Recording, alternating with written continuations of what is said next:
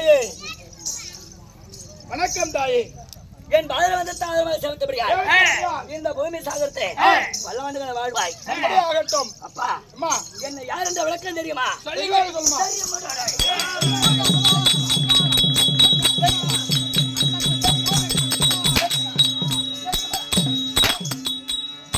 எங்களுக்கு நம்ம தெரியும். ரெண்டு மாசம்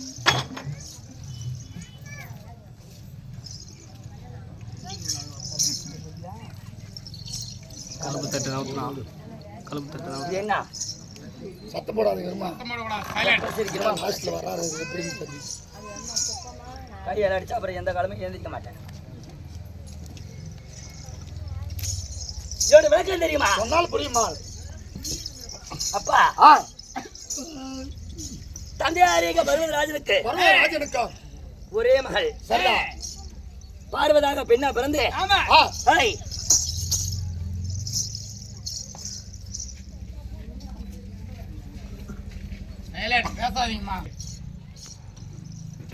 முக்கதிராக பரமக்கடவுள் 21 என்னென்ன பெருமடுத்த முக்கதிராக பரமக்கடவுளை மனதிலே இலகமான கிரகத்திலே அவர் ஒரு வாதுக்காரன், நான் ஒரு வாதுக்காரி. ஒரு நாள் தினத்திலே உத்தரபூமி ஆண்டு வரக்கூடிய வல்லாள கண்ட அரக்கன், அரக்கர் குலத்தில் பிறந்த அந்த அசுரன் எங்களை நாடி வெள்ளியங்கருக்கு வந்தான். இது என்ன?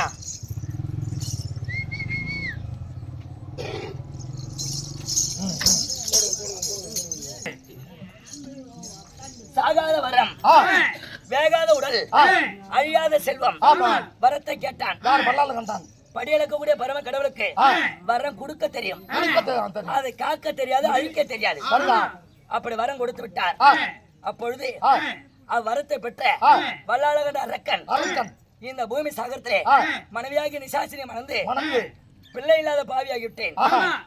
அப்படி பிள்ளை இல்லாத பாவியா இருந்தாலும் பிள்ளை இல்லாதவருக்கு சொர்க்கத்துல இடம் இல்லை. ஒரு குழந்தை பிறந்திருக்கணும். அப்படி அந்த குழந்தை பிறந்து இறந்திருக்கணும். அப்படிப்பட்டவருக்கே சொர்க்கத்துல இடம் உண்டு. அப்படி என்று எங்களிடத்த வரபிரசாதம் கேட்டார். வரபிரசாதத்தை கொடுத்தார். கொடுத்து விட்டு இந்த நிசாசினி வயிற்றிலே என் மனைவி நிசாசினி வயிற்றிலே நீ ஒரு ஆண் குழந்தைய பிறக்கணும். அப்படி பிறந்தால் போதாது. இந்த பூமி ஒரு தொட்டில், ஆகாயம் ஒரு விட்டம், 4 முனை சங்கிலி 4 வேதங்கள், வானத்தில் பூத்திருக்கூடிய விண்மீன்கள்லாம் என் பிள்ளைக்கு விளையாட்டு பொம்மை. இப்படிப்பட்ட வரத்தை கேட்டான். வரம் கொடுக்க தெரியாமல் விடுக்கு அன்று பத்மாசுரனுக்கு கொடுத்து விட்டார். யார் ஒருவன் தலையிலே கையை வைக்கின்ற போது அவன் பத்மா எரிந்து விடுவான். அப்படி வரம் கொடுத்து விட்டு அவர் தலையிலே கை வைக்க தொடங்கினான். எங்க அண்ணாராக கோபாலக்கண்ணன் பார்த்து என் பதியாகி மன்னவர் அன்று என்னோடு மீட்டு விட்டார். இன்றும் அவர் தான் என்னை காப்பாற்றி விட்டார். அப்படி வரம் கொடுத்து அவன் மனைவி வயிற்று பதியாகி மன்னவர் கருவாகத்தான் இருக்கிறார். 9 மாதம் முடிந்து 10 மாதத்தோடு பதியாகி மன்னவர் இந்த பூமி சாகரத்தை மானிட மக்களுக்கு படியாக்காமல் நிசாசினி வயிற்று ஒரு ஆண் குழந்தை வளர்ந்து கொண்டிருக்கிறார். ஒரு குழந்தை தாய் வயிற்றிலிருந்து பிறக்கலாம். இந்த தெய்வங்கள் இந்த யோனி வழியா பிறந்து விட்டார். பூமி சாகரம்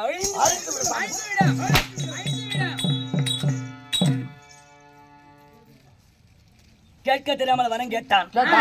கொடுக்க தெரியாமல் வரத்தை கொடுத்தார். மாட்டிக்கொண்டார். பதியாகி மன்னவரை மீட்க வேண்டும். இந்த பூ உலகத்தை காப்பாற்ற வேண்டும். அப்படி என்று இந்த உலக பிரபஞ்சத்தை படைத்தவள சக்தி, இந்த சக்தியை பதியாகி மன்னவரை மீட்க வேண்டும். இவ்வுலகத்தை காப்பாற்ற வேண்டும். அப்படி என்று அண்ணாராகிய கோபாலகண்ணனிடத்தில் வர பிரசாதம் கேட்டேன். அப்பொழுது என்ன சொன்னார்?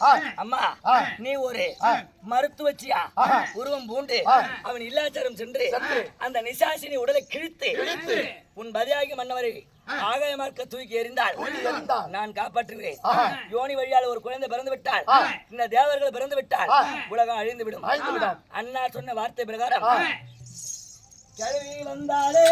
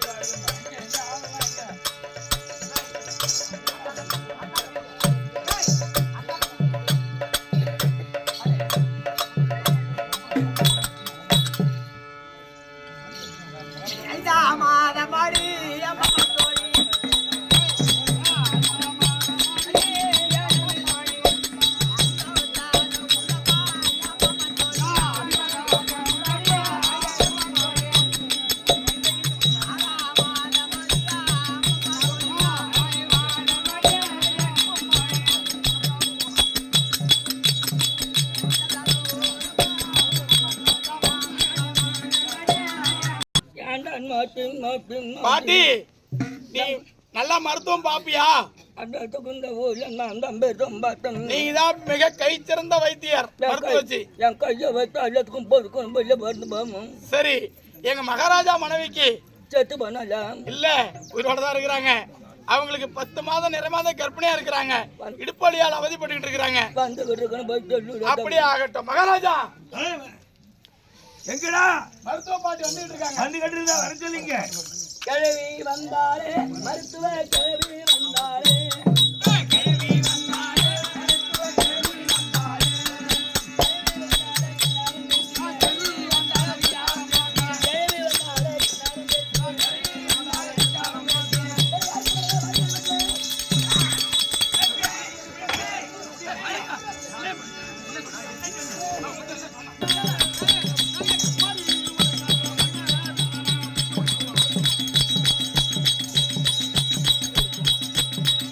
தரசலேடா எത്ര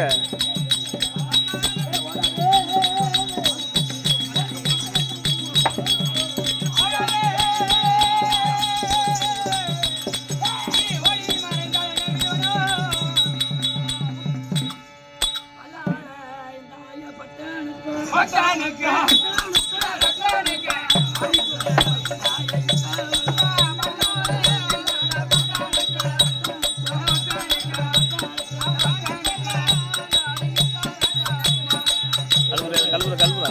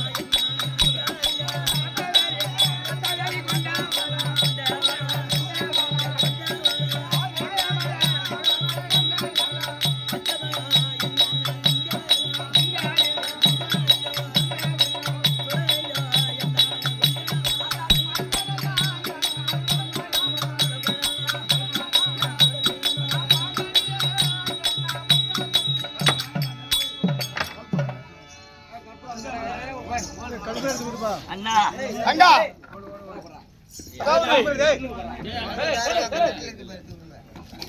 பசிக்குதுண்ணா பொறிப்பு எல்லாத்தையும் பசிக்குது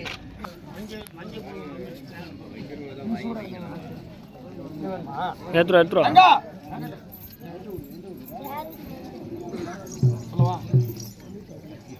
அங்க உன்னை எதற்காக மேல்வண்ணமாக பார்த்தபடி பார்க்கும்படி வைத்திருக்கிறேன் என்றால்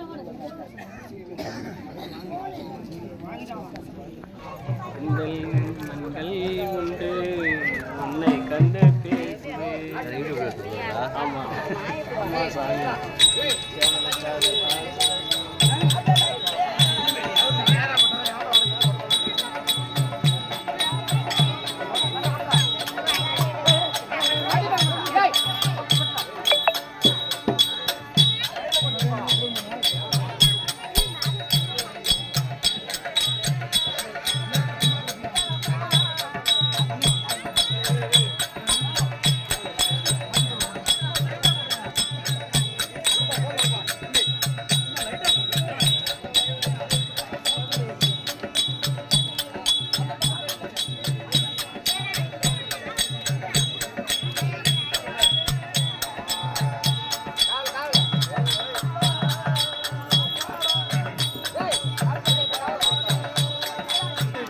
ஊர்கால வந்துட்டு